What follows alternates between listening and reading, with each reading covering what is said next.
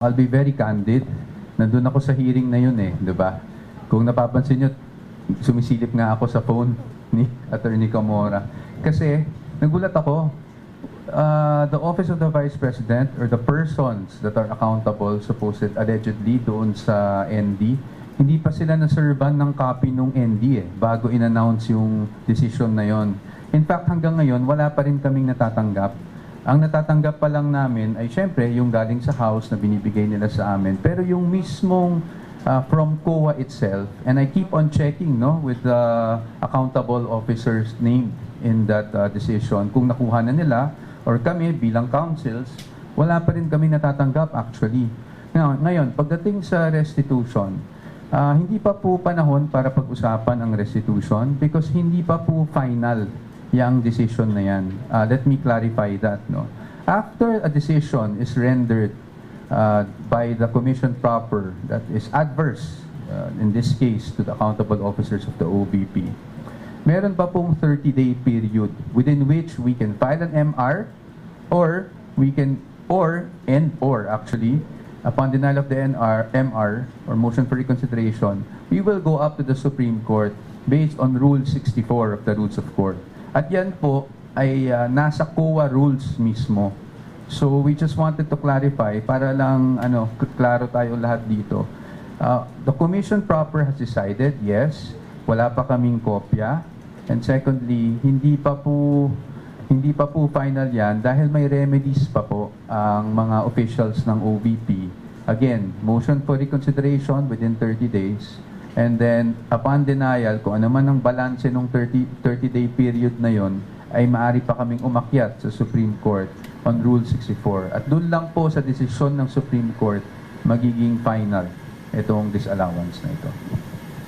Ms. Marisol Abdurrahman of GMA News. Without necessarily going into details, like how would you explain yung actually medyo nakakagulat na more than 600 suspicious transactions at pinimension yung almost 7 billion na amount na binanggit. Like, sa part ng defense team, like, without necessarily going into details, like, how would you address yung allegations sa kahapon? I'll just stick with the facts, no? Kasi nga ayaw nating parang nagdedebate tayo sa media, di ba? So we'll just stick with the facts. Ano po ba ang suspicious transaction report? Ang laman po niyan ay suspicious transactions. Ang ibig po sabihin, suspicious transactions does not equate to any wrongdoing or unlawful activity. Perhaps the bank thought or tagged it as suspicious, so umakyat sa AMLAC, nagkaroon ng suspicious transaction report. Ngayon, hindi naman ibig sabihin nun, illegal na kaagad, or may money laundering na kaagad, or may krimen na kaagad. In fact, magti-trigger lang yon para sa AMLAC na tingnan at kung gusto nilang imbestigahan, at yun po ang nangyari. In fact, kanina, when we were, the legal team and I, the defense team and I were perusing over the documents, wala kasi kaming time so nagbabrowse lang kami. Napansin namin dun sa attachment ng suspicious transaction report, ang naging basis nila for that was media reports on the confidential funds, on the committee hearings, regarding in relation to the confidential funds. So, maaring yun yung nag-trigger sa bank, And yun lang yung naging basehan ng bank, kaya nagkaroon ng suspicious transaction report. But again, I don't want to speculate on that. Yun lang yung nabasa namin. So, wala pa kaming time para bigyan kayo ng full picture. But at least we want that established that a suspicious transaction does not necessarily mean or does not automatically equate to any wrongdoing or any unlawful activity. Pagdating naman po dun sa pangalawang nyo ng tanong na bilyon at sabi nyo nga nakakagulat, marami ring nagulat. Totoo naman po yun, Kahit naman sino siguro magagulat kung ganun yung amounts. But again, doon po kami nanggagaling sa how is an AMLAC report presented. Diba? It is the aggregate of all, ang tawag nga nila ay inflows and outflows. So, lahat ng deposit, lahat ng withdrawal, ina-add nilang lahat yon. At least yun yung posisyon namin at pananaw namin o pagkakaintindi namin sa reports ng AMLAC, na ina-add lang nila lahat yun over a span of 18 years. So it doesn't give us a clear picture kung magkano ba talaga yung pera na nasa bangko. Kasi kung meron kang 5,000, 20,000 na dinideposit mo kada buwan, wini-withdraw mo, etc., etc., pag ina-add mo yung lahat over a span of 18 years, talagang magiging malaki yung amount, magiging bloated, no? And that is why we're saying that these things, no, we just have to be very cautious on how we look at it. Again, I'm not saying na mali yung report ng AMLAC. Wala kaming sinasabing ganyan. What we're saying is we have to be cautious on how to take those figures that were being given out yesterday. And as you know, the Vice President in her statement already denied, all these things na may ganun siyang kalaking pera na pumasok sa kanyang bangko at any point in time. Okay. Sir, the hearing kahapon may mga congressmen na nag-raise ng concern na the committee might be violating laws. Pero as the defense team of the Vice President, we think rights of the VP were violated. If so, ano ang pwede specifically? Ako sa ngayon, if I can be honest with you, hindi ko muna didiretso yung sagutin yan. Of course, we have our own position and you'll know it the proper time. Attorney, habol ko lang. Nasa kanila po yung box ng BIR and illegal to kasi we understand parang there's a bata from BIR to withdraw but the committee refused to do it. So, anong plano po ng defense team kasi they're still in possession of that box? Well, I think it was clear from the BIR's position itself, no? The commissioner during the transmittal even mentioned the confidentiality of all these returns, specifically I think Section 270, if I'm not mistaken, of the tax code, no? So, nilatag na naman niya yon, no? And in fact, dun sa transmittal, when we saw it, nakasulat doon, it can be given as long as it's in executive session and by request by Congress and in aid of legislation, which this is not, no? Hindi to in aid of legislation. So, kami naman, we'll just monitor the developments and syempre bilang abogado, kung makikita namin na ma-violate yung rights ng aming kliyente, we will have to do everything to protect, the rights of the Vice President. Attorney Sheila, you wanted to add, no?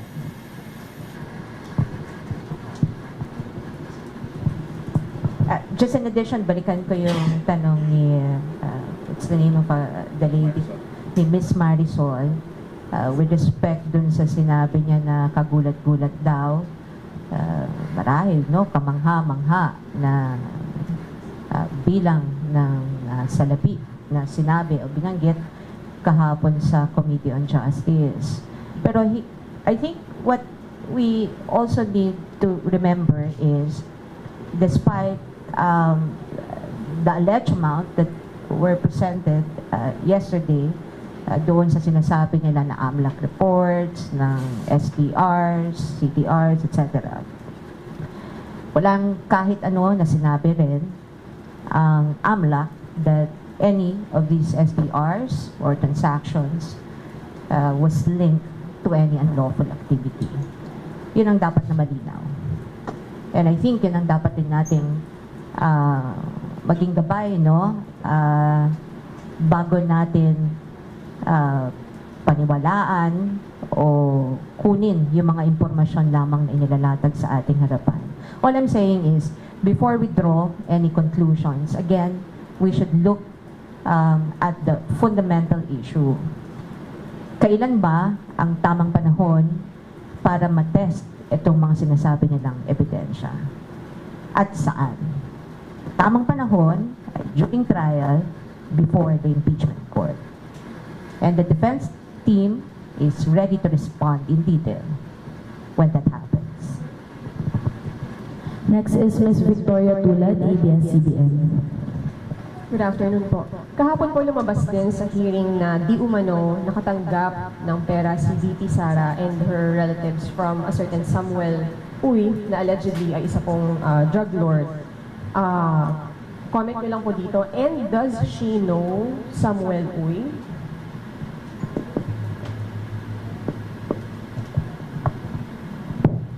Yeah. Thank you, Victoria. As to her personally knowing Samuel Uy, hindi namin napag-usapan pa. But with, I think it's open, it's public information naman na kaibigan talaga ni PRRD, si Samuel Uy. Now, as to the allegation of him being a drug lord, I think that's I don't have the facts. That's merely an allegation, no? So we shouldn't conclude anything out of that. Again, unless proven in the court of law, I don't even want to go there and say alleged drug lord. Saka kawawa rin naman kasi yung tao, no, na nadadama yung pangalan. Pagdating dito sa mga perang na banggit kahapon, I think ang sabi ay manager's check. We have to note that ang nakasabi lang naman is a manager's check was allegedly nagpagawa ng manager's check allegedly si Sammy Uy, wherein the recipients are the Vice President and ganito and who else. So, yun lang yung nakasulat no? Wala naman dun anything na natanggap talaga nila. And as you know, the Vice President already issued a statement denying that she had received any of these amounts of money that were presented yesterday. Now, again, we don't want to get into the details, but those checks, we're confident that we will be able to clarify everything and show the public kung ano talaga yung nangyari sa checks and kung meron man talaga, no, pagdating ng trial. And also, attorney, si Committee on Justice Chair Luis Tro, sinabi naman po niya kanina sa isang interview na the evidence versus VP Sara surpassed threshold of probable cause for impeachment. Your comment on that? Well, I guess, again, with all due respect to Chairperson Luis Tro, no, I don't want to be debating with her, but it's being the chairperson of the Committee on Justice, sabi nila, yan nga ang trabaho nila, mag-determine ng probable cause with that statement. So I guess we know what her position is. And if they put it to a vote, again, nasa kanila naman yan, yung determination ng probable cause. If it so happens that talagang magkaroon ng determination of probable cause, is given to plenary and transmitted, we will not anymore debate on what they did there, but we will just face them in the Senate. Of course, without waiving the petition that we filed before the Supreme Court regarding what we see as constitutional infirmities, no, dito sa mga proceedings na ito. Next is Mr. Jason Rubrico, SMNI. Hello, attorneys. Jason po ng SMNI. Sir, first question, dahil under po sa AMLA, banks are under po sa Section 9 ng AMLA, it provides po that SDRs and CDRs shall not be disclosed and are protected from public release. And this confidentiality po is reinforced by the bank secrecy law and related financial privacy laws. So, babalikan ko lang yung tanong, sir. Posible po bang may nalabag na batas ang AMLA at ang House Committee on Justice sa paglalantad po ng bank accounts ni VP Sara Duterte and Attorney Mans Carpio, and posible po ba na dadalhin rin po ninyo ang usapin na ito sa Korte Suprema if may nakita po kayong paglabag sa constitutional rights ni VP Sara? Can I think you said it yourself, no? Kung yun yung nilalaman ng batas, malinaw naman yung sinasabi ng batas, that those information are strictly confidential, cannot be disclosed, hindi ba? But we've seen otherwise from what happened before the committee hearing yesterday. Now, as to any actions that we plan to take or the personalities involved plan to take, that's something that I hope you understand we will not be able to disclose at this point. Just to add on, and just to emphasize, we are fully aware. In fact, that Section 8A, if I'm not mistaken, of the law as amended. Sir, second question, ano po ang panawagan po ninyo sa public? Kasi parang ang lumalabas po na lahat po ng mga sinasabi doon sa House Committee on Justice ay parang tinatanggap na katotohanan ng iilan. So ano po ang panawagan ninyo sa publiko sa gitna po ng usapin ngayon involving the Vice President? Siguro simple lang po talaga ang panawagan namin, no? Let's just be cautious doon sa mga lumalabas without saying that they're false, because that's really not my point. I'm not saying false yung mga lumalabas. All I'm saying is we have to be cautious, especially with the way things are being presented. And ang panawagan namin is hintayin nila kami. No? Hintayin nila na kami naman ang magpresenta ng aming ebidensya para pabulaanan lahat ng mga lumalabas ngayon laban sa ating Vice Presidente. Sir, pahabol last question kasi sinabi po ni Vice President Sara dun sa kanyang statement isa sa mga nasa likod ng mga paratang ng former Senator Trillanes is the sitting president. So may magiging hakbang po ba ang defense team laban po sa Pangulo? I don't think we're I don't think we're at liberty to discuss things like that because kami we're just limited to the impeachment proceedings. So sa atin di kami magko-komento anything outside, especially of course if it relates to the president. Wala po kaming kinalaman diyan. Kami po ay dito lang po kami sa impeachment nakafocus. Ms. Nympha Ravelo, DZWB. Good afternoon po, attorneys.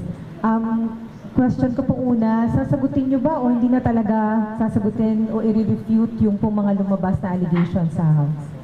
Sasagutin po sa impeachment court. Doon po natin sasagutin lahat yon. Doon po naman ang tamang forum kung saan namin masasagot lahat ng yon. So, wala at all po, hindi na kayo magsasagot ng any pleadings or any manifestation sa House Committee on Justice?